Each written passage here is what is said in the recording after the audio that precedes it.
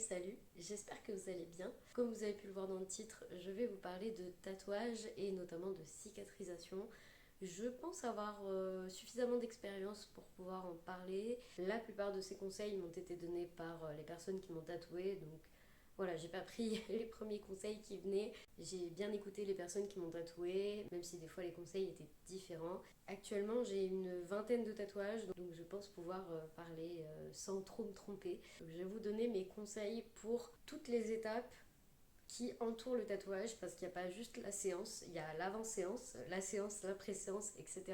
Donc voilà, je vais donner tous mes conseils. Comme je le disais précédemment, il y a l'avant-séance. La plupart des tatoueurs qui m'ont tatoué m'ont donné ces conseils-là, donc je vais vous les donner également. D'ailleurs, dans cette vidéo, je ne vais pas dire tatoueur et tatoueuse à chaque fois, parce que moi, pour le coup, je me suis fait tatouer par 4 tatoueurs et 2 tatoueuses.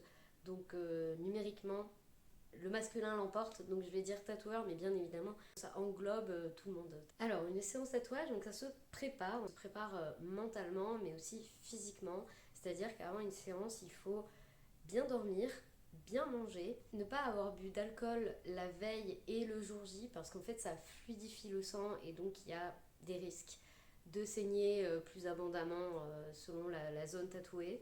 On ne prend pas de médoc qui fluidifie le sang, donc ça, n'hésitez pas à demander à votre tatoueur ou à votre tatoueuse quel type de médicaments ont cet effet-là.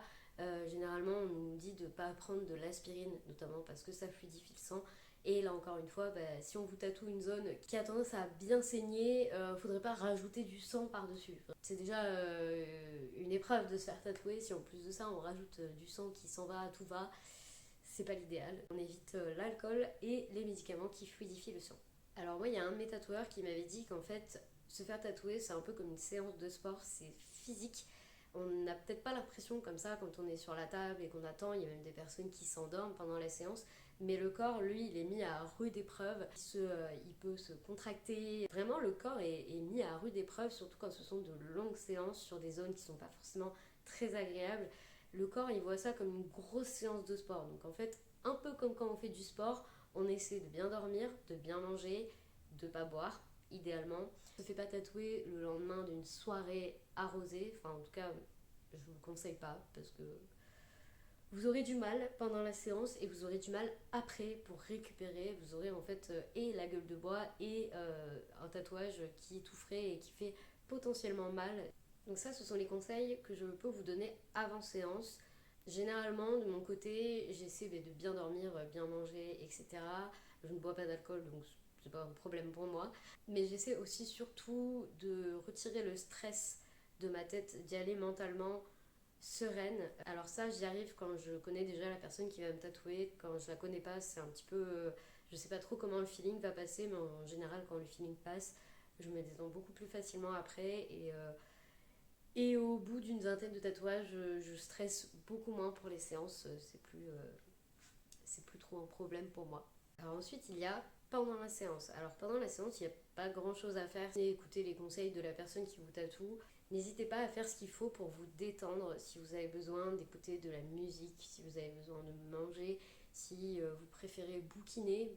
J'ai jamais vu personne bouquiner en se faisant tatouer, mais pourquoi pas. Ou au contraire, si vous préférez discuter avec la personne qui vous tatoue. Pour ma part, j'aime bien discuter avec la personne qui me tatoue. Alors pas toute la séance parce que je vous avoue que quand ça dure 3 heures, j'ai pas envie de discuter pendant 3 heures. Mais voilà, discuter un petit peu de temps en temps et j'aime aussi avoir des moments de calme. Chaque fois que je me suis fait tatouer, c'est ce qui s'est passé avec les tatoueurs. On a discuté, après j'ai arrêté de parler, puis on a rediscuté, etc. etc.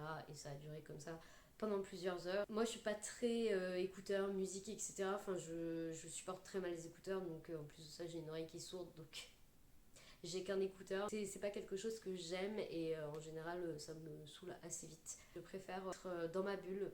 Et c'est ce qui s'est passé notamment à la convention tatouage. C'est ce que j'ai fait en fait. Je me suis complètement mise dans ma bulle. Je voyais les gens passer. C'est passé plutôt rapidement. Il y avait 2 tatouages. Je me suis tatouée 2 flashs. Ça a duré à peu près 2 heures et franchement ça s'est bien passé. Alors ensuite, il y a l'après-séance, là où vous avez un tatouage tout nouveau, tout frais, tout... Et là aussi, où potentiellement le tatouage peut être douloureux, rouge, gonflé, sensible. évidemment, vu que c'est rouge et gonflé. Ça, c'est directement après la séance. Ça peut durer plusieurs jours selon la taille du tatouage et la zone tatouée. Moi, je sais que à partir du moment où j'ai des pièces un petit peu plus grosses, entre guillemets, typiquement celui-là, c'est resté rouge, gonflé et sensible pendant vraiment 3-4 jours. Donc ça dépend vraiment de la taille du tatouage. Évidemment, si c'est un tout petit lettrage comme celui-là, ça sera à peine rouge, ça sera pas gonflé, ça sera pas sensible. Enfin, pour ma part, c'était pas sensible.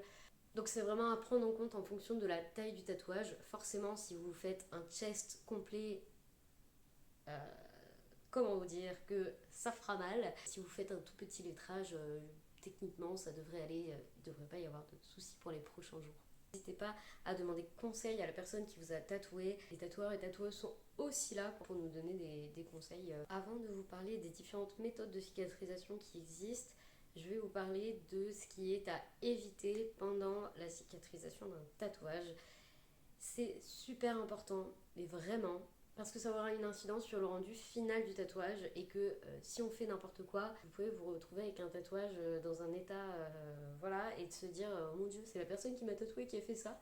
Ben non, c'est la cicatrisation, donc on fait pas n'importe quoi. Normalement, les tatoueurs et tatoueuses insistent là-dessus, mais il se peut que certains ne le fassent pas. Donc vraiment, c'est les conseils les plus importants à retenir pour la cicatrisation d'un tatouage. On évite le soleil, l'exposition prolongée au soleil pendant la cicatrisation d'un tatouage et également pour le reste de la vie du tatouage, mais j'en parlerai un petit peu plus tard dans la vidéo. On évite les baignades pendant la cicatrisation parce que déjà c'est à risque. Le tatouage est une plaie, donc il y a potentiellement risque d'infection, donc on va pas se baigner dans la mer, dans des rivières, dans des piscines, enfin pas de baignade, vraiment, aucune baignade. En plus de ça, ça peut altérer la cicatrisation du tatouage et donc altérer le résultat final du tatouage, ce qui serait un petit peu dommage après être passé sous les aiguilles et avoir déboursé une certaine somme, de se retrouver avec un tatouage qui est complètement moche parce que la cicatrisation a été mal faite. Comme on évite d'aller se baigner, notamment en mer, et ben on évite d'aller sur la plage avec du sable qui pourrait potentiellement abîmer le tatouage et créer une infection aussi, parce qu'encore une fois, c'est une plaie.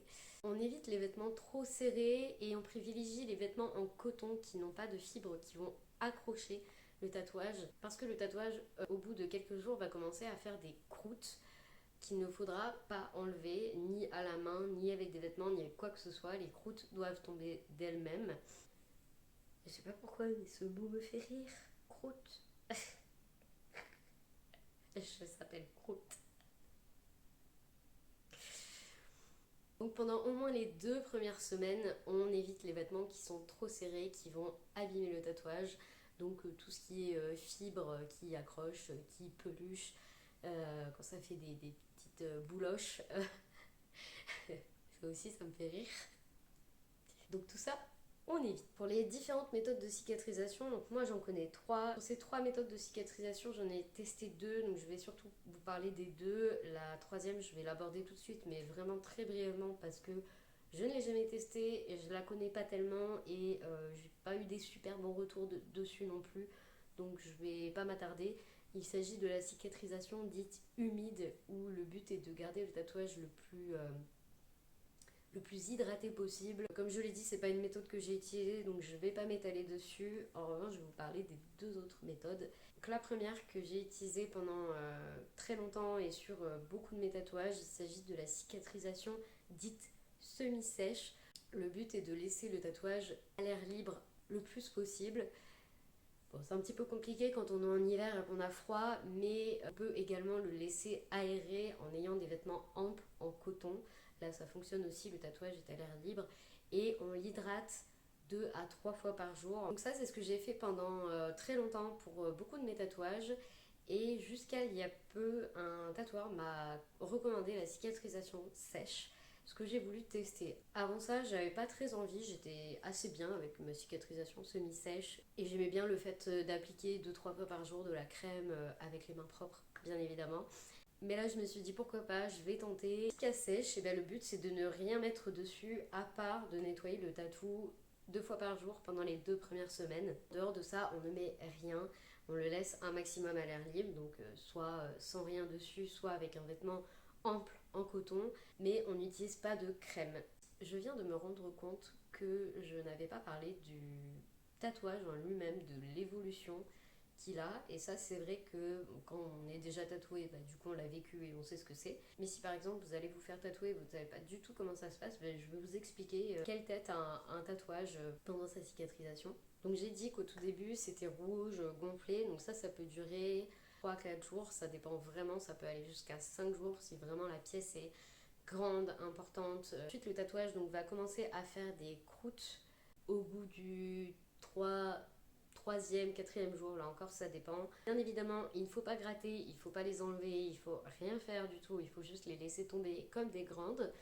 Généralement, on en retrouve dans les draps du lit ou sous la douche. Et au moment où les croûtes vont commencer à tomber, la peau va commencer à gratter. Et quand le tatouage sera bien croûté, il sera d'ailleurs en relief, eh bien on peut deviner tous les traits du tatouage sans regarder.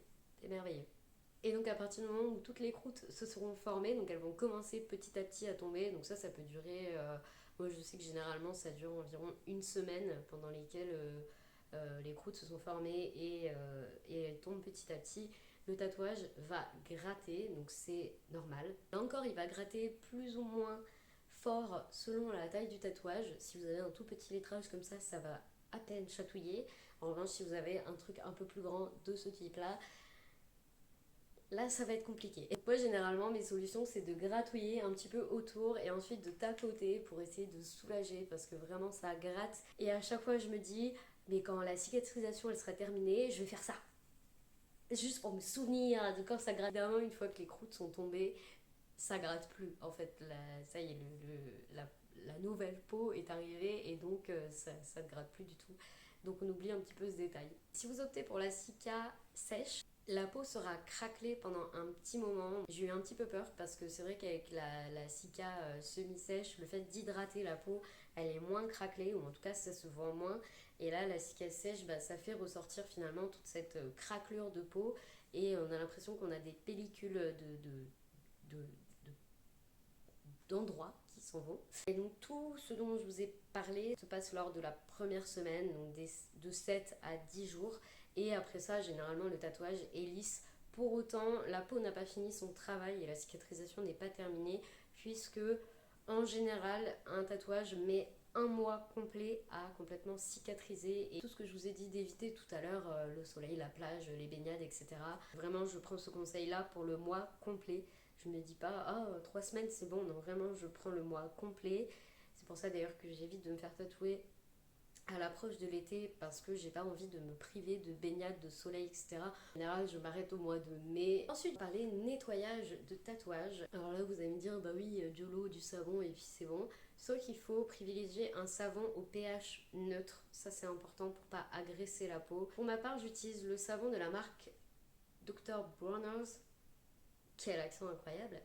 Qui est un savon végétal vegan, c'est pour ça que je l'achète. C'est une toute petite bouteille de 60 ml, mais en fait il faut 1 à 2 gouttes par tatouage selon la taille du tatouage. Donc autant vous dire que là le flacon je l'ai acheté pendant la convention, il va me durer X temps. J'ai filmé le nettoyage d'un de mes tatouages récemment pour que vous puissiez voir un petit peu comment on procède, donc je vous insère ça tout de suite.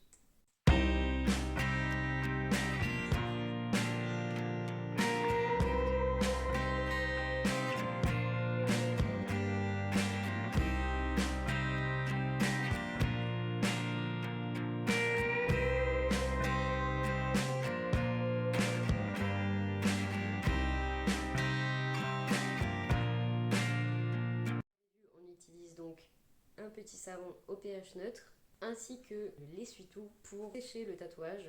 Donc on fait ça avec délicatesse et non pas comme une brute. De toute façon, si ça fait mal, on y va forcément avec délicatesse. Pour les crèmes tatouage, donc moi j'en ai pas ici avec moi puisque du coup j'opte pour une cica sèche. Donc il y en existe plein sur le marché. Je vous invite quand même à vérifier les compositions, surtout si vous êtes vegan, à faire attention parce qu'il y a de la cire d'abeille dans pratiquement toutes les crèmes pour les tatouages, notamment à la Tattoo Go qui était vegan il y a quelques années et finalement la composition a changé et ils ont inclus de la cire d'abeille dedans. Pour mes autres tatouages, j'utilisais la Hustle Butter, je sais pas si je la prononce bien. Elle est assez connue et elle est réputée pour être végane. Donc maintenant que j'ai abordé tout ça, j'aimerais vous parler du vieillissement du tatouage parce que c'est quelque chose que les gens ont tendance à oublier. Mais finalement, le tatouage, on l'a à vie, hein.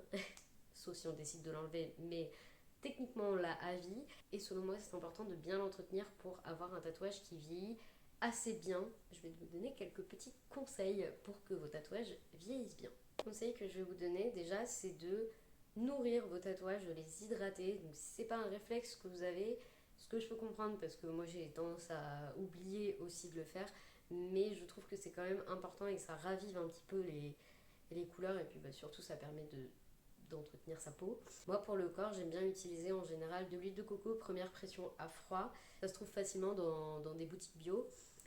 Et ou sinon j'utilise du beurre de karité non raffiné, ça c'est super important. Là j'en ai pas, donc je peux pas vous le montrer, mais ça pour le coup c'est bien quand on n'a pas hydraté depuis très longtemps ses tatouages.